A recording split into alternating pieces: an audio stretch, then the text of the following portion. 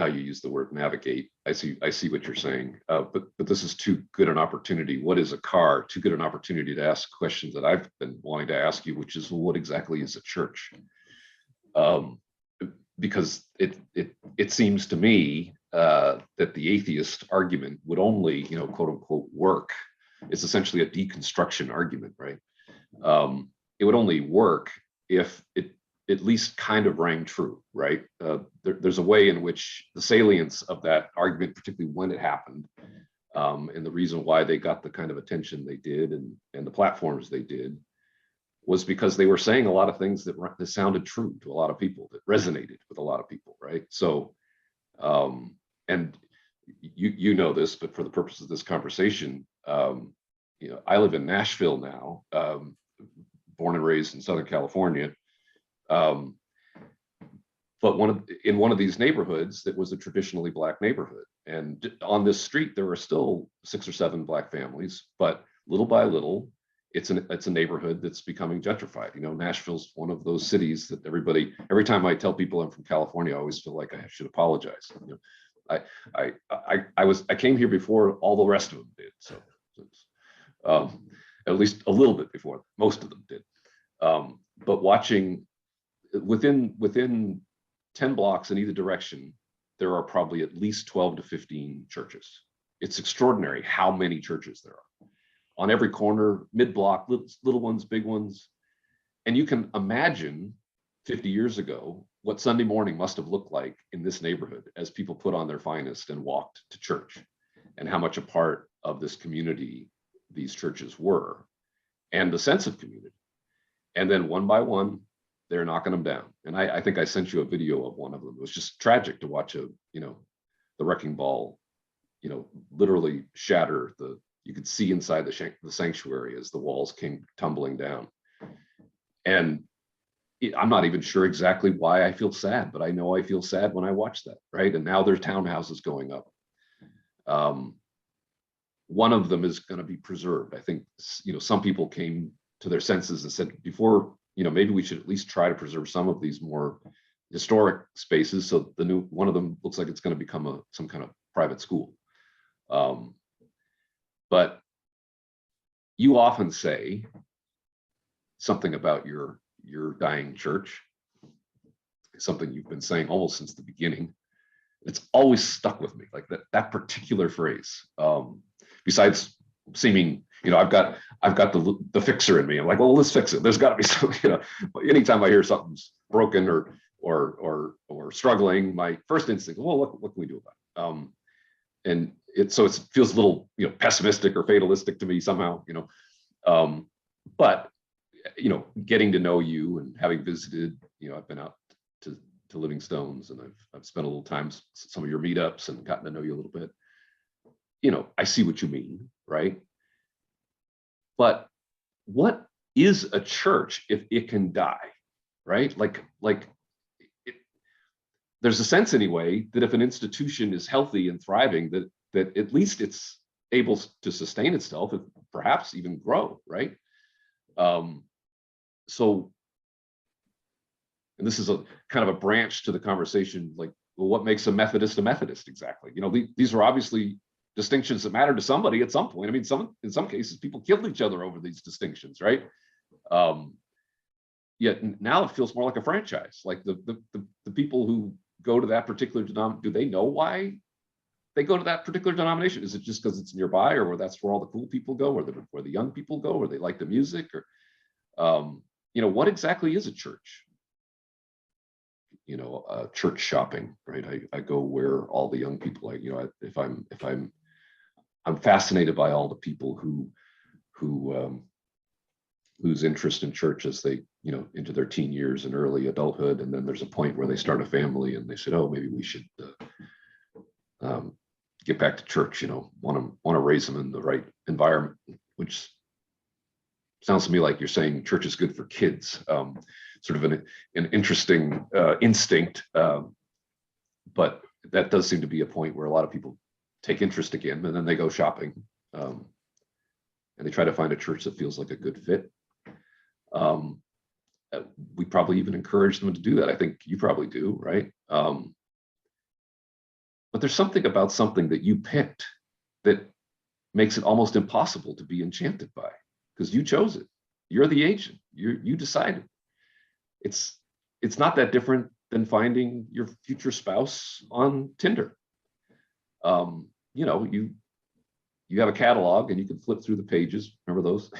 And you can pick a picture you like and you can say that's the one, and you can design your life.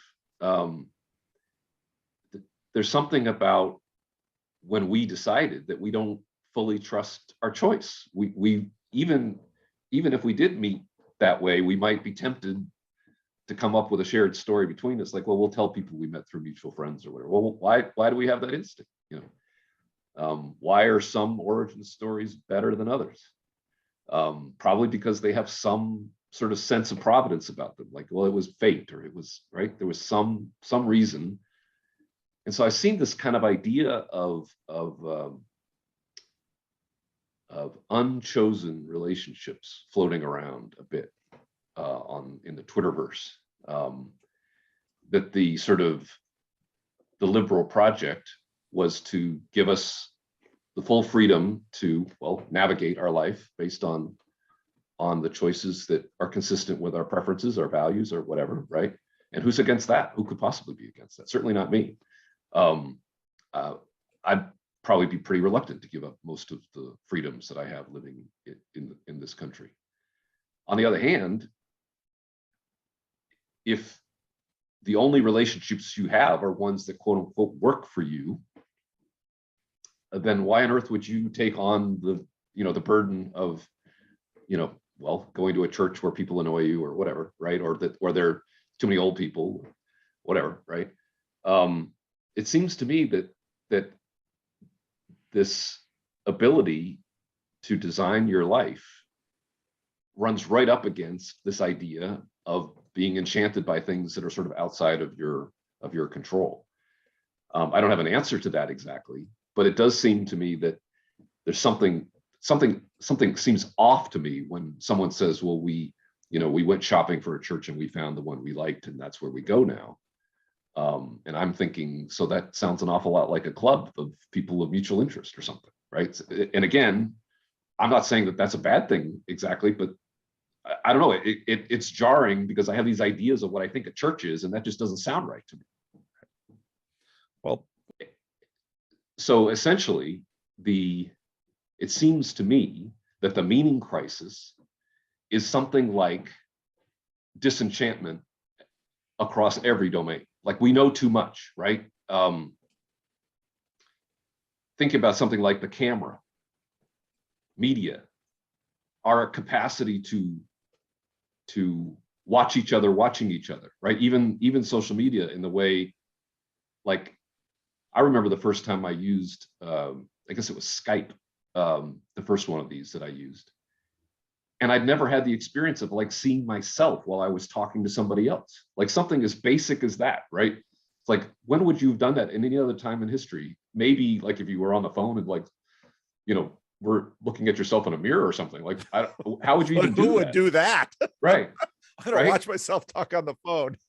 And then suddenly you can actually see how you're coming across. So you're not just watching their reactions, you're watching your own. And then introduce social media, and now you have everyone watching each other, right? And children are coming into the world now where FaceTime with grandmas is totally normal, right? And I don't think it's an accident that the guy who invented the camera, the very first camera, the very first photo ever taken was a selfie. I mean, it makes sense in a way, right? You're like trying it out. Right? So, but the kind of, if the story of the fall is an allegory for self-consciousness, well, we're now living in a world where we're all hyper self-conscious. Like we're constantly seeing how we're coming across and how we're being received and how others, right? And we're watching their reactions, right? And the optimist in me says this is probably in the long run a positive, right? It's some kind of like up-leveling of consciousness or something, right? But in the meantime, it's like if human beings need something to believe in, And we kind of don't really believe it if we can see our fingerprints all over it, right? We need it to be something that like we didn't engineer or control. In other words, we need to be enchanted in some way. Something that sort of lifts our gaze above the horizon and makes us think beyond our own lifetimes, for example. You know, I want to live in a society where old men plant trees under whose shade they will never sit, right? Well, why would anybody do that, right? They have to believe in something. If we've just demystified and disenchanted everything, then what, right? And it seems to me that that's something like another way of describing the meaning crisis. And then we watch ourselves instrumentalize everything we do, right? So even the institutions, well, once there's status to be gained, or once it becomes a profession, you know, being a pastor is a profession. You get degrees that say you know what you're doing, right? And you bring that piece of paper to prospective employers. And well, now to some extent you've been captured, right? And the ways in which that either increases your status or lowers your status, or increases your income or lowers your income. If pastors start with a small church, but everyone knows they're looking for a bigger market, right? Like, I mean, everywhere you look, we're watching ourselves instrumentalize everything. And it seems to me that the only answer to that is something like you said earlier. You know, people can be really disappointing. And now we're watching everybody be disappointing at scale. And shockingly, we've lost our faith in each other. So it seems to me the only answer to that is we've got to find ways to restore our faith in each other. Something like that.